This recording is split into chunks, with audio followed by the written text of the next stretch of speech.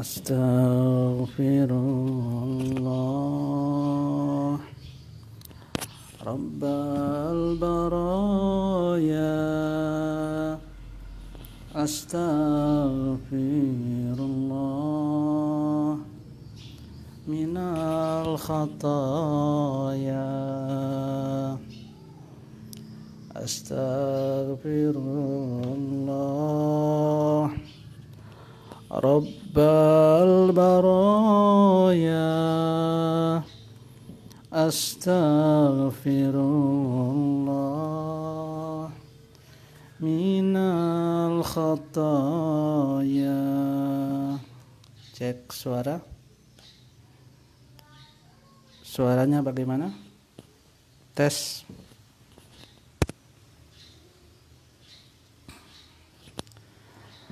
Assalamualaikum warahmatullahi wabarakatuh. Bismillahirrahmanirrahim. Alhamdulillahi rabbil alamin. Wabihi nasta'inu ala umuri dunya waddin. Na'udzu billahi min syururi anfusina wa min sayyiati a'malina. May yahdihillahu fala mudilla lah wa may yudlilhu fala hadiyalah. Asyhadu an la ilaha illallah wahdahu la syarika lah wa asyhadu anna sayyidana wa nabiyyana Muhammadan abduhu wa rasuluhu la nabiyya ba'dah. Qala al-imamul allamah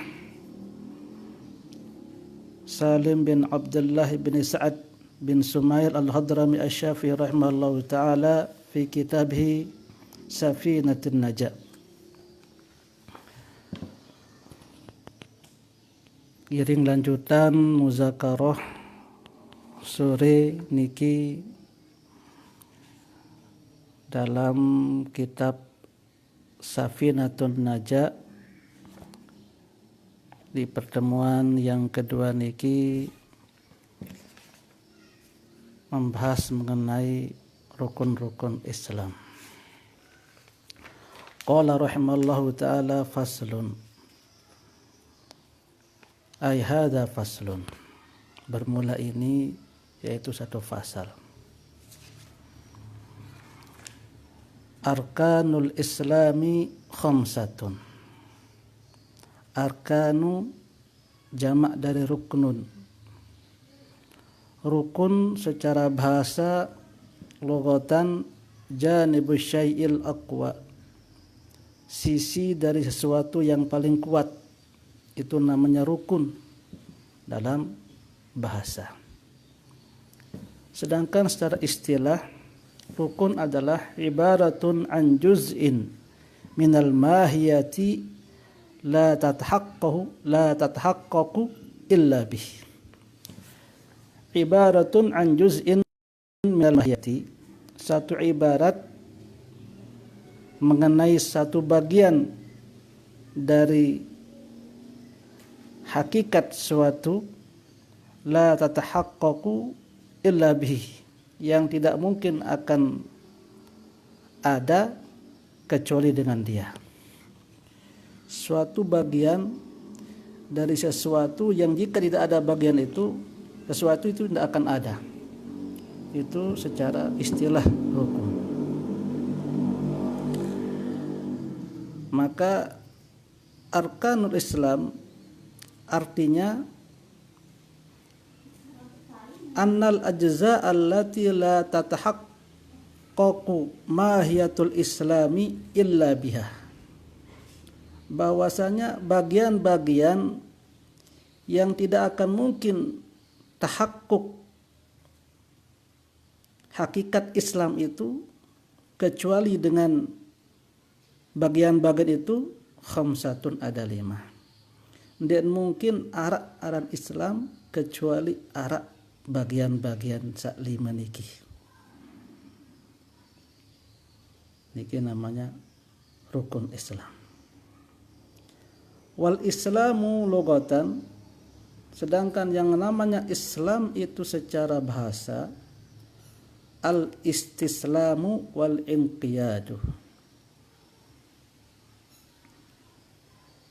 Al-istislam menyerah, pasrah, berserah diri. Itu secara lughah. Secara istilah, Islam itu adalah al-inqiyadu lil ahkami syar'iyyati, yaitu berserah diri bagi hukum-hukum syariat. Jadi orang yang muslim, orang yang beragama Islam itu adalah orang yang menyerah ompol-ompol terhadap hukum-hukum syariat. Apa yang dikatakan syariat, maka dia akan melakukannya. Itu orang Islam.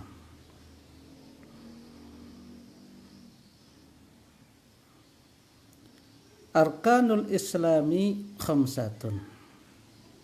Bermula rukun-rukun Islam itu ada 5. Artinya bagian-bagian yang membuat terbentuknya hakikat Islam, bangunan sesuatu yang namanya Islam itu terdiri dari 5 bagian. Kemudian seseorang itu dikatakan masuk Islam dengan 6 syarat. Seorang masuk Islam artinya dari yang tadinya bukan Islam kemudian menjadi orang Islam. Itu ada 6 syaratnya.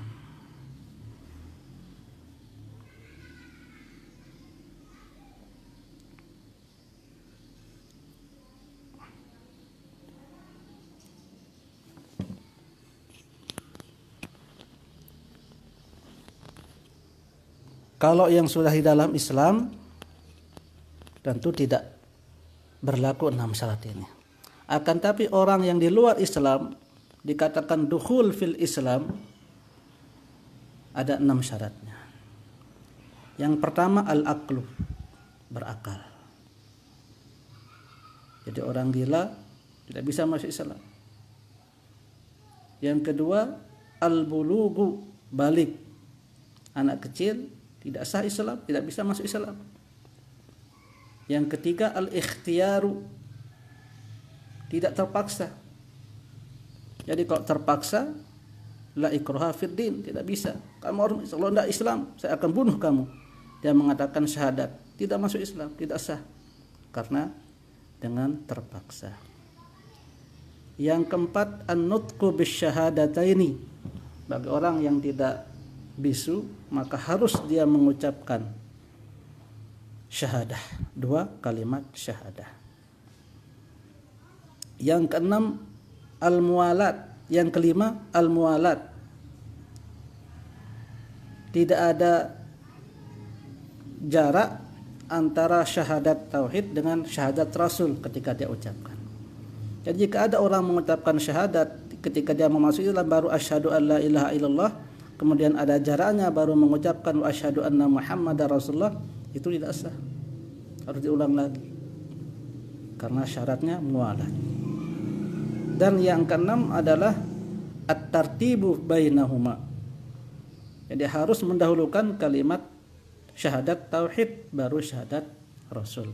Tidak sah jika mengatakan asyhadu anna muhammadar rasulullah wa asyhadu anna alla ilaha illallah. 6 syaratnya. Itu untuk orang yang mau masuk ke Islam. Jadi harus berakal, harus balik, tidak terpaksa, dan mengucapkan syahadat secara mualat berterus-terusan antara syahadat tauhid dengan syahadat rasul, dan juga harus tertib. Itu bagi yang masuk Islam. Akan tapi bagi yang sudah ada dalam bangunan Islam tidak disyaratkan. Karena dia sudah ada dalam bangunan Islam. Seperti apa? Seperti anak yang lahir dari salah satu orang tuanya beragama Islam. Seorang anak dilahirkan, salah satu orang tuanya beragama Islam, baik bapaknya maupun ibunya, maka otomatis anak itu dihukumkan Islam walaupun tidak pernah mengucapkan syahadat.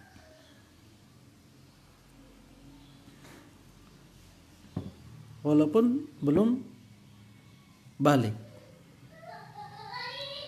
Jika dia meninggal anak itu, maka wajib dilakukan tata cara pemakaman sebagaimana orang Islam.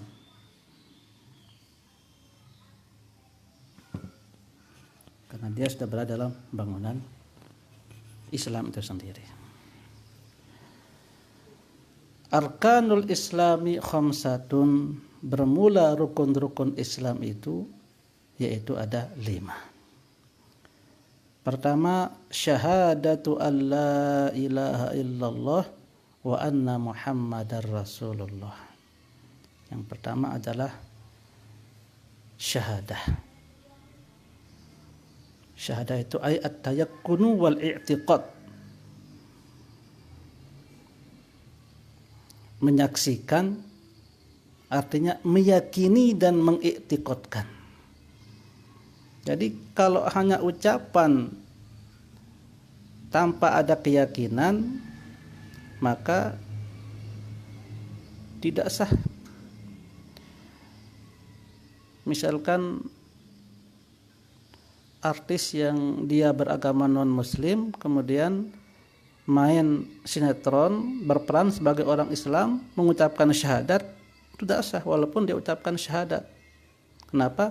Karena tidak didasari dengan tayakkun dan i'tiqad. Hanya berperan saja.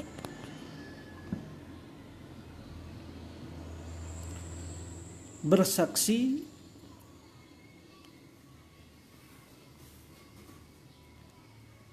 jadi ketika penyaksian itu terjadi, mengapa terjadi sebuah penyaksian? Pertama, karena ada perbedaan pendapat.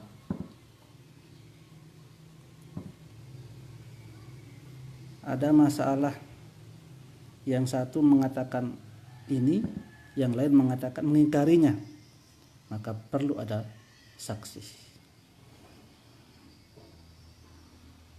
Sekarang yang menjadi saksi adalah kita.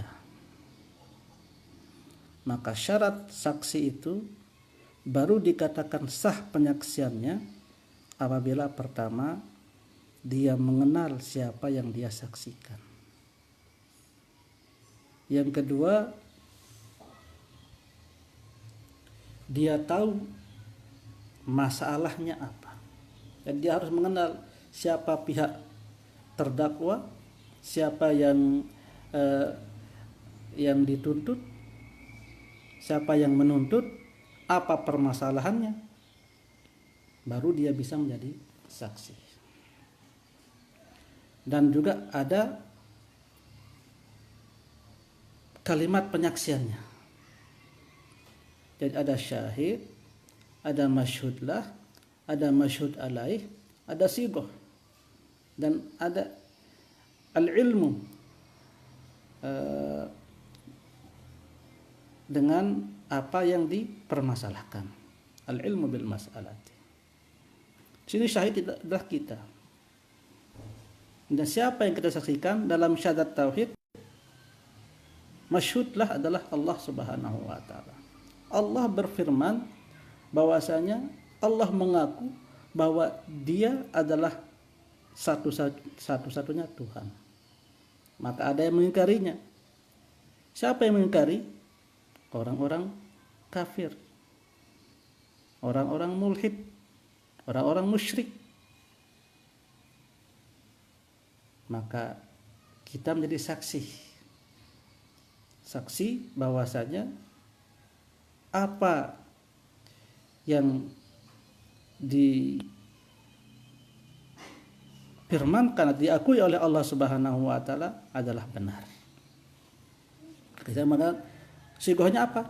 Asyhadu alla ilaha illallah. Jadi kita tahu masalahnya. Akan tapi baru dikatakan sah penyaksian kita, pertama kita harus mengenal dulu siapa yang kita saksikan. Di pengadilan biasa saja, misalkan Anda jadi saksi, akan ditanya, Anda kenal yang orang yang kau saksikan ini, yang kau bela ini? Kalau dikatakan saya tidak kenal, tidak sah penyaksian. Harus tahu dulu. Kita menjadi saksi bahwasanya tidak ada Tuhan selain Allah. Pertanyaannya adalah, pertama, Anda kenal Allah? Anda tahu Allah? Makanya ulama mengatakan awwal wajibin 'alal mukallafi ma'rifatullah. Awal kewajiban atas orang mukallaf adalah mengenal Allah. Mengapa? Karena kalau tidak mengenal Allah, maka penyaksian kita menjadi tertolak.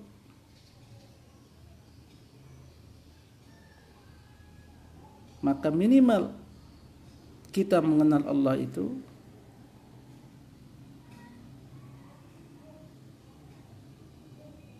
kita meyakini bahwa Dialah yang menciptakan kita, Dialah yang menciptakan segala sesuatu, Dialah yang maha segala-galanya.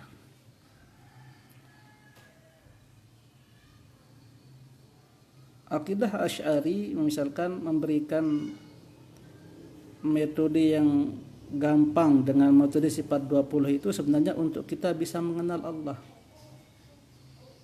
Karena kalau kita mengatakan kamu kenal Allah, iya, ada apa tidak? Pertanyaan pertama, kita mengatakan wujud, ada.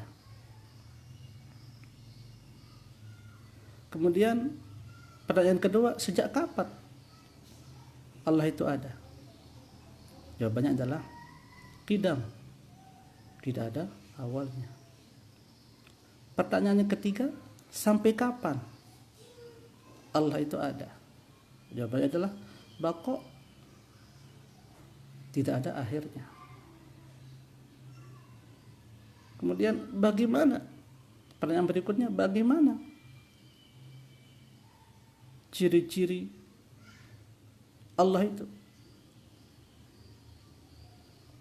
Maka jawabannya adalah mukhalafatul lil hawadis. Tidak ada sesuatu yang menyamainya. Berbeda dia dengan makhluk.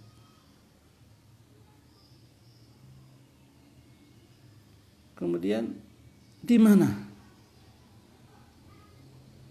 alamatnya? Maka jawabannya adalah qiyamuhu binafsihi. Berdiri sendiri, tidak membutuhkan tempat. Nah, jika kita sudah mengiktikadkan ini, itu sudah dikatakan kita mengenal Allah Subhanahu wa taala. Dan mengenal itu tentu ada derajatnya. Saya mengatakan, saya kenal Pak Jokowi, saya kenal. Dia adalah Presiden Indonesia, benar.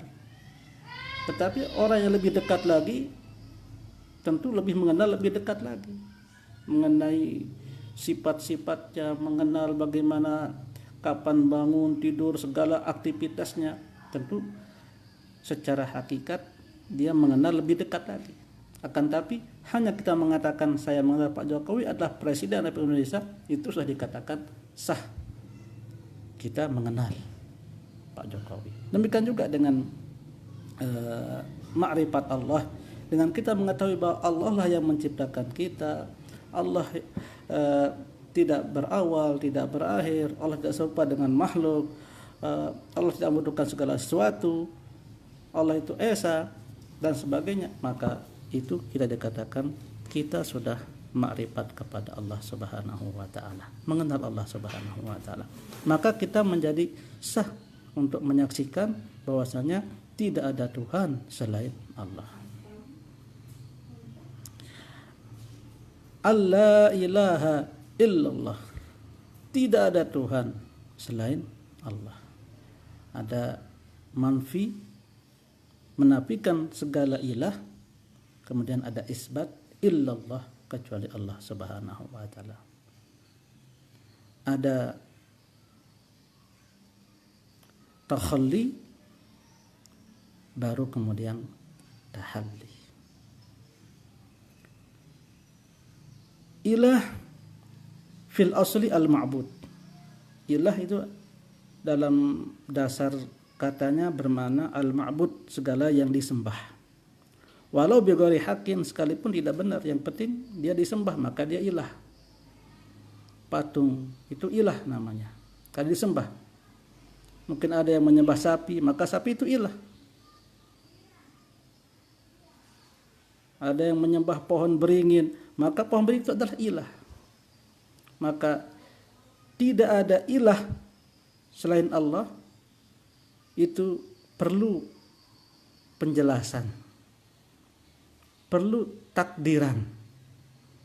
Ay la ilaha, ay la ma'buda bihaqqin. Karena kalau secara literlek bahasa mengatakan tidak ada Tuhan selain Allah itu tidak benar. Mengapa? Buktinya banyak Tuhan selain Allah. Banyak yang disembah selain Allah. Karena ilah itu adalah yang disembah. Banyak yang disembah selain Allah.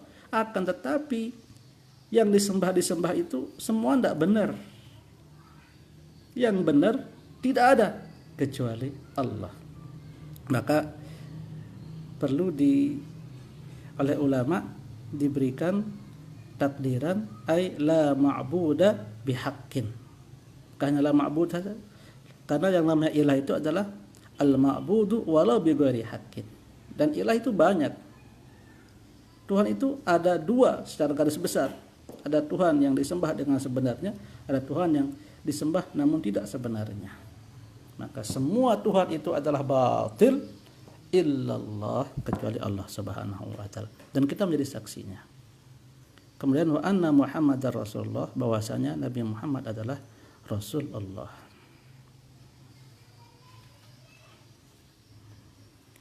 Nabi, Rasul, utusan Allah kepada as-saqalain, manusia dan jin.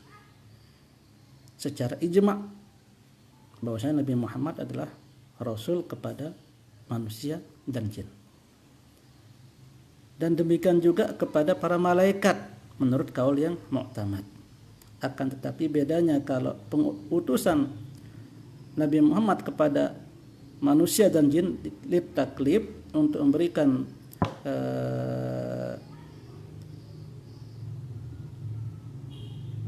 membebani dengan hukum syariat, sedangkan pengutusan Nabi Muhammad kepada malaikat adalah ditasyrif, untuk memberikan keagungan kepada para malaikat. Maka Nabi Muhammad itu adalah Rasul kepada semua manusia dan bahkan semua jin. Maka umat Nabi Muhammad itu bukan hanya orang Islam. Umat Nabi Muhammad adalah semua manusia, apapun agamanya, apapun keyakinannya, jin dan manusia, semuanya umat Nabi Muhammad SAW. Jadi umat Nabi Muhammad bukan hanya umat Islam, akan tapi semua manusia dan jin semuanya umat Nabi Muhammad. Makanya ulama membedakan umat itu menjadi dua. Ada namanya umat dakwah, ada namanya umat qabul. Umat yang didakwahkan dan umat yang menerima dakwah. Umat qabul, umat yang menerima dakwah adalah kita yang beragama Islam, sedangkan non muslim itu juga umat Nabi Muhammad, tetapi belum menerima dakwah. Nah, maka ada sebagian daripada orang alim dengan melihat keadaan ini kemudian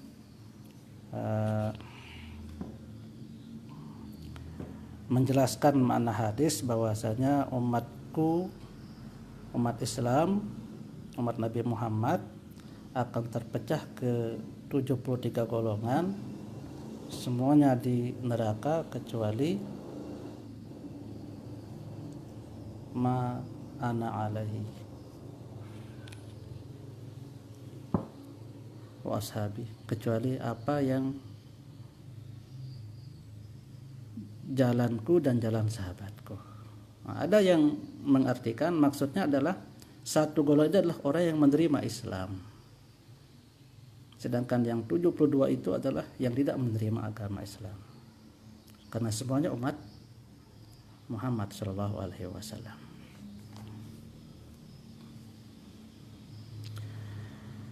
Yang kedua, wa iqamus shalah, dan mendirikan sholat. Bukan mengerjakan sholat, tetapi iqamus shalah. Al iqamah ya al mulazamatu wal istimrar. Mulazamah wal istimrar. Jadi bukan hanya sekali, tetapi tetap dilaksanakan kewajiban sholatnya. Itu yang disebut orang mendirikan sholat. Was-sholatu lughatan ad-du'a. Yang namanya sholat secara lughah, secara bahasa itu adalah doa. Jadi kalau kita berdoa itu sholat namanya secara lughah.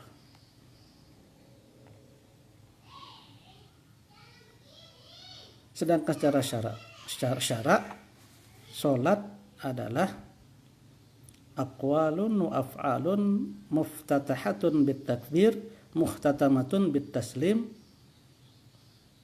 bisyara'it makhsusah.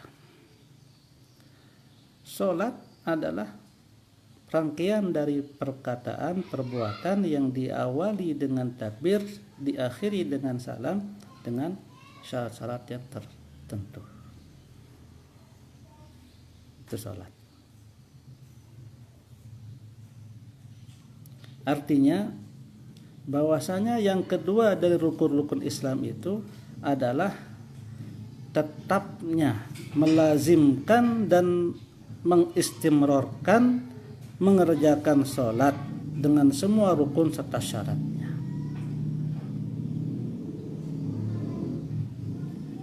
Yang ketiga, wa ita'uz zakah,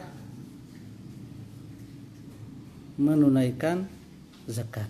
Al-ita ay al-i'ta, memberikan zakat. Zakat, az-zakatu lughatan an-nama'u wat tathhir. Yang namanya zakat secara bahasa itu adalah an-nama, tumbuh. Maka secara bahasa harta yang kita zakatkan itu akan semakin berkembang, akan bertumbuh. Wat tathhir, dan juga untuk menyucikan. Yang tadinya kotor dengan dizakatkan maka menjadi bersih, dan kemudian dia akan berkembang. Sedangkan secara syarak yang zakat itu adalah ismun lima yukhraju an malin aw badanin ala wajhin makhsus. Nama untuk apa yang dikeluarkan, harta yang dikeluarkan untuk membiayai atau untuk membayar harta benda, atau untuk kewajiban badan atas wajah yang tertentu. Itu namanya zakat. Jadi rukun Islam yang ketiga adalah menunaikan zakat. Artinya bahwasanya yang ketiga dari rukun-rukun Islam itu adalah memberikan zakat bagi orang-orang yang telah ditetapkan boleh menerima zakat ketika telah cukup syarat kewajiban zakat kepada seorang tersebut. Yang keempat, shaumu Ramadan, puasa di bulan Ramadan. As-shaumu lughatan al-imsak, yang namanya puasa secara bahasa adalah menahan. Menahan apapun namanya puasa. Akan tapi yang dimaksud di sini adalah imsakun makhsusun ala wajhin makhsusin biniyatin makhsusatin. Menahan yang terkhusus. Tidak semua yang ditahan. Makan, minum, syahwat tertentu. Ala wajhin makhsusin. Menahan bagaimana? Ada wajah terkhususnya dari terbit fajar sampai terbenam matahari. Biniyatin makhsusin, dengan niat-niat yang khusus. Sedangkan Ramadan itu adalah nama bulan ke-9 dari bulan-bulan Hijriyah. Ramadan artinya yang membakar, yang panas membakar. Mengapa? Karena ketika dinamakan bulan itu kebetulan adalah waktu yang sangat panas. Kemudian menjadi nama untuk bulan ke-9 itu, yang kemudian makna itu berubah, membakar, panas yang bakar artinya adalah panas yang membakar dosa-dosa orang Islam yang berpuasa. Kemudian yang kelima adalah hajjul baiti man istata'a ilaihi sabila. Al-hajju lugatan al-qasdu, bermaksud. Maksudnya di sini adalah bermaksud, qasdul baiti, bermaksud menuju ke Baitullah, biniyatin nusuk, dengan niat untuk melakukan ibadah yang tertentu. Itu namanya haji. Jadi kalau kita bermaksud ke Baitullah tapi bukan untuk ibadah, maka bukan berhaji.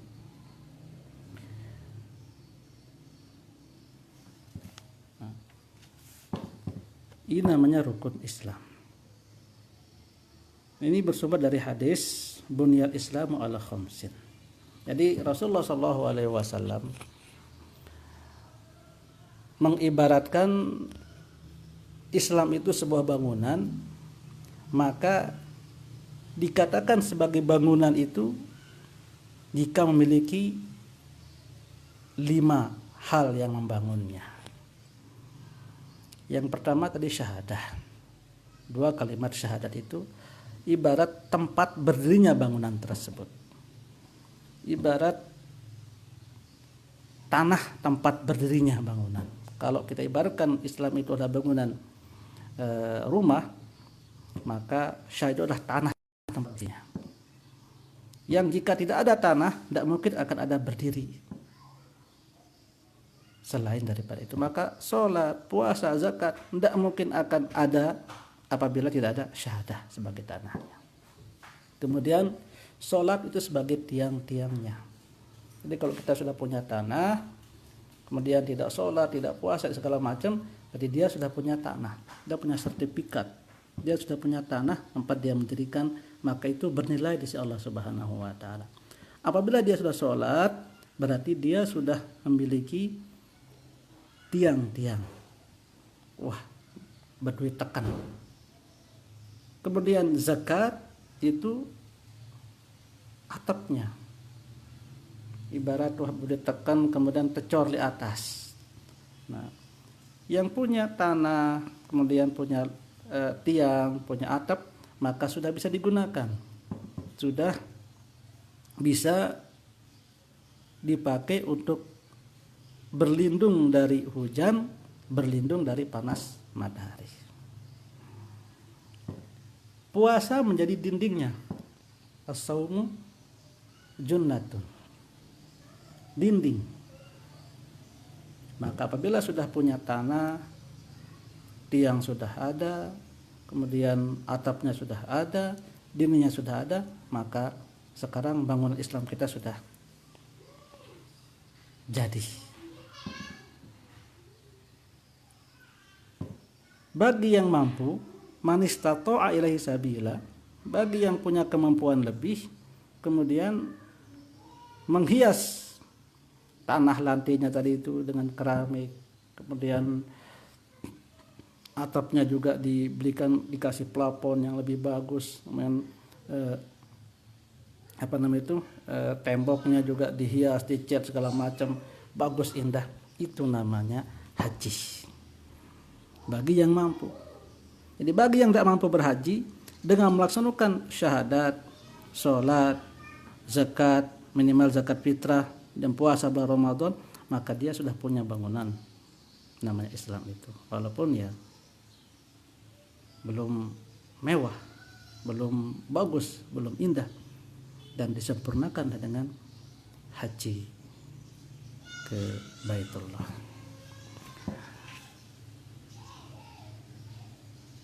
Demikian mungkin pertemuan kita yang kedua dalam muzakarah kitab Safinatun Najah, yang mana kitab Safinatun Najah ini diawali sedikit tentang rukun Islam, rukun iman, kemudian akan masuk ke ibadah. Secara ringkas, secara tidak panjang lebar, akan tapi sangat penting untuk kita pahami kitab ini. Semoga Allah memberikan manfaat pada ilmu kita. Semoga Allah berikan barokah pada umur kita, pada kesehatan kita, pada harta benda kita, pada keluarga kita, dan semoga kita diberikan umur yang selain barokah juga panjang, dan ketika meninggal dalam keadaan husnul khatimah, amin ya rabbal alamin. Subhanakallahumma bihamdik, asyhadu an la ilaha illa anta, astaghfiruka wa atubu ilaik. Walhamdulillahi rabbil alamin. Wallahul muwaffiq ila aqwamit thoriq. Wassalamualaikum warahmatullahi wabarakatuh.